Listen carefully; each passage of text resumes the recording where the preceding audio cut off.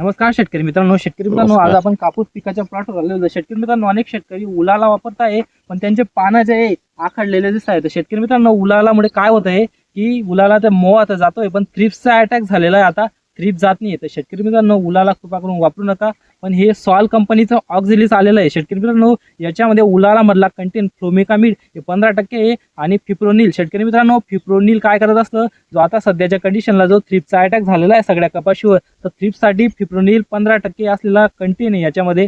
उलालाचा पण कंटेन आहे फ्लोमिकामिड आणि फिप्रोनिल, असं दोघांचं 15-15% युक्त combination WG wettable granule formulation मध्ये कॉम्बिनेशन आहे. शेतकरी मित्रांनो, 160 ग्रॅमचं पाऊच आहे ऑक्झिलिसचं. आपल्याला 10 ते 12 पंपासाठी आपल्याला वापरायचं. डायरेक्ट पाणी करून घ्यायचं आहे आणि आपल्याला प्रतिपंप एक ग्लास असेल तो टाकून आपल्याला फवारणी करायचं. शेतकरी मित्रांनो, 160 ग्रॅमचं पाऊच आहे. आपल्याला 10 ते 12 पंप करायचा आहे. याच्याने आपला मावा, तुडतुडे, थ्रिप्स आणि पांढरी माशी अशा 4 ज्या रसशोषक किडे असतात यांचा पूर्ण प्रकारे आपल्याला नायनाट होईल आणि आपल्या पिकामध्ये पूर्ण प्रकारे ग्रीनरी ही पाहायला मिळेल. शेतकरी मित्रांनो, असे नवनवीन व्हिडिओ पाहत राहण्यासाठी आपल्या चॅनलला सबस्क्राईब करून घ्या. धन्यवाद.